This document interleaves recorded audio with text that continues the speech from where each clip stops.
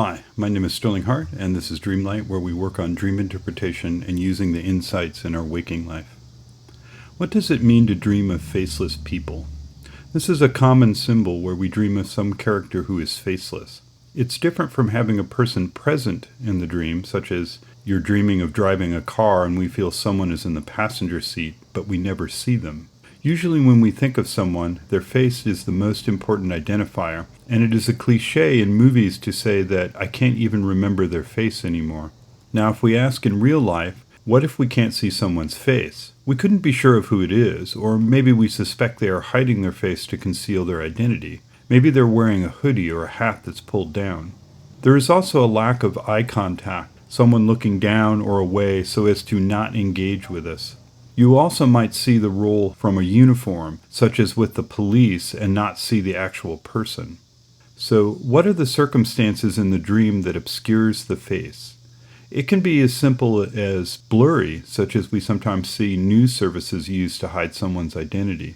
The faceless person can be about some aspect of ourselves or of our relations, some key quality, but the key part of the symbol is the lack of connection that comes from not having a face. Something is obscured either because we are unable to see it directly or we are perhaps avoiding it. In dreams, people usually are an aspect of ourselves, our role in a situation or a relationship, our emotion, links to our past conditioning. So even when we know it is our friend Bob, for instance, and we can't see his face, it is not about Bob the person, but rather what Bob represents to us. Let's go through 4 meanings, and then I will give some example dreams at the end to illustrate these different possibilities. There are 4 main ways to approach faceless people in dreams, and the symbol of being faceless can be at play in all 4. 1. The character is an aspect of our personality. They represent an emotion or a quality. For instance, a faceless person might represent suspicion. 2. The faceless person is a symbol of a role, which is more how someone relates to others or is involved in some activity or task. You do well at work, but no one notices you. Do you feel you are not being seen as a person? 3 is you are not confronting something, or you sense an influence without really seeing the source. You're not willing to face something or look someone in the eye or admit and own up to something you did, or you feel maybe somebody is doing that around you. The 4th is an ideal or an idea, a mental symbol. For instance, you don't want to be labeled or defined as something. You don't feel you know who you are. You want to stand out and be the face of something. The best way to interpret the dream is always to ask yourself questions. What is the faceless person doing in the dream? What is the relationship to the faceless person? Are you just seeing them? Or do you feel something? Are they in the background? Are they the focus of the dream, or are they in a supporting role? Does this remind you of anything in the waking life? If it were a real situation, what would be happening? What would you do? How would you feel? Do you know who the faceless person is in the dream? Is this someone you actually know or someone you know of? What about them? What are they like? How do you relate to them? If it is someone from your past, what were you like back then? Were you different around them? Like they were really funny and you laughed, or shared some common interest, or were they a nemesis and made you angry? Is there an important experience you shared with them? Is there anything that reminds you of that time period that has come up? We know this, but don't always use this idea that a person from your past is going to appear to your mind as they were, but not as they actually are in the present. Someone I knew 4 years ago probably has gone through a lot of life experience and may have a completely different set of things going on in their life than the ones that I remember. That is why it is good when we dream of people in the past to remind ourselves of the difference from the actual person and the person that exists in your mind. Your mind's image of them changes over time as well, and part of the benefit of examining your dreams is to see how this works. The symbol of being faceless can sometimes refer to this effect. You identify them, but you don't really see who they are. With someone you know, seeing what expectations come up or what internal dialogue comes up is illuminating. This is one of the benefits of dream work, is we get to have a space where we can examine these associations and examine what our expectations are and examine what we really think about things. Here are some faceless people questions. Is there someone or something we are avoiding that we don't want to confront personally? Is there something going on but you're not sure who is doing it? Is there some part of yourself that you notice in the waking life that you haven't noticed before? Let's look at some examples. The first one is called the fencing man. So I had a dream years ago about a man practicing fencing. He was silhouetted far away with other people behind him on the horizon, blue sky above, and this white ground. He was very colorful, but I couldn't see his face. It was blurred. There was no fencing mask. There were people standing around him that had no details, and I got the sense he was performing for them. Upon examining the dream, it became clear to me that it was about the activity of fencing versus the people involved in it. I knew someone who did non-traditional fencing. He didn't limit himself to the narrow strip used in the sport. He was able to defeat people from most martial arts with weapon styles.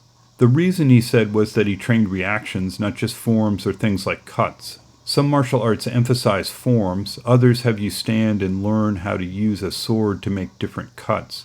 They practice on cardboard. He didn't do any of that. He trained with other people to move and react. This was a powerful idea at the time, trained by doing what you do, trained to react. And so in the dream, here we have a faceless person representing an idea. There were other layers too, as in the fencing, the mask is important, but here it was also the person being unique and standing out and up for something.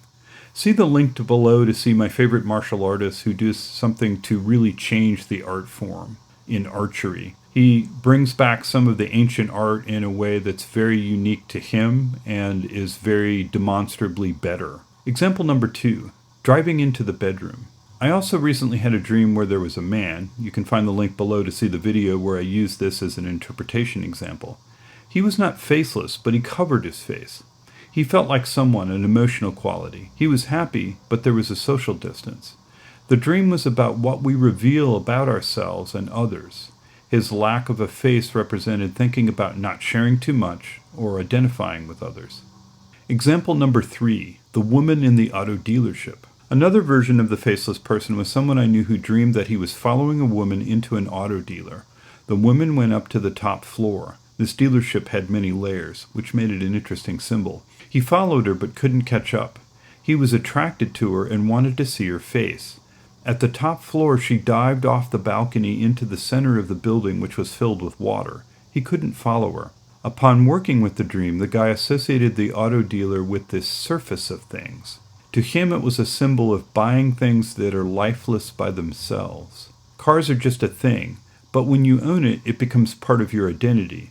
This was something that he had been dealing with at work, where he was being asked to fill in for someone on maternity leave, taking on her job tasks. He hadn't understood what she actually did. He met a lot of new people in the company who treated him differently because of her job. At the same time, he had been divorced and was now trying to feel ready to start dating again, but was confronted by his inhibitions at making a real connection with someone. So the woman in the dream represented that he was looking for someone, but at the same time there was this sense of she was being that person in terms of a role, and so he was trying to find not a girlfriend but a person. Number 4, the woman who teleported. I had a friend E who had a dream of going online. She would be in front of her computer and then was teleported inside the store. This happened several times in a row in the dream, like a video game respawn. Then in the last store she appeared and started towards a rack of clothes, and a bell rang, and other customers all looked at her, but they didn't have faces. She felt them judging her, and then she took a jacket off the rack and they were gone. On working with the dream, she associated online shopping as something she did a lot of. She said that she regularly bought bargains.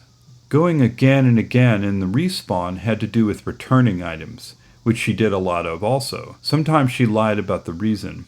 That particular store reminded her of one from her childhood where her mother got upset with her for wanting to buy something that they couldn't afford. The bell seemed to her like a time is up alert. The customers judging her came down to feeling insecure when she was in a shop. Because she was always nervous, she tended to shop online. After some time, she realized that she had been spending too much money and that she was worried about debt. So there was some guilt and anxiety issues as well. She felt judged for not being successful. She felt judged for being a failure. She didn't want to lose face. But no one really knew any of this. It was just that she projected it onto the world. Much later, she told me that she had gotten some help with her financial problems. She realized she had been buying things to feel empowered. Because she felt insecure with her financial situation, when she would buy things, it would relieve her worry temporarily because she would justify the purchase and say, I'm okay because I have enough money to buy something, even when she didn't. Enjoying the hunt for a bargain and convincing herself to afford it was also a way of not dealing with the situation. It was a way of having that fear in the background, but the dialogue was actually about something else to avoid facing the reality. The faceless people in the dream represented emotional forces, and the game quality meant being lost or absorbed and not really seeing what was going on underneath the appearances. So things were dressed up, trying to cover over the feelings, but there was no real connection to others. She was trying to avoid them, hence the faceless people, because she wasn't facing her situation. And lastly, the faceless authority. My friend Ann had several dreams over a couple weeks of male figures that were amalgamation of family members, but she couldn't identify them because their faces were blurred or they were turned away. Upon examining the dream, it was a symbol of male authority figures, so it was a role that she played, being dependent on them, and part of her growth was taking more control of her own situation. It wasn't about individual people, who they were, or really what they meant to her as family. It was about a role, and that was in transformation. That role was being symbolized by this gathering of faceless people. Had they appeared with faces, then the question would have been about that particular person in her life. But because they were there and faceless, they were authority figures, mostly male authority figures. If you got something out of this video, please hit the like button. If you want more content, hit subscribe. Consider supporting the channel on Patreon with the link below. Till next time.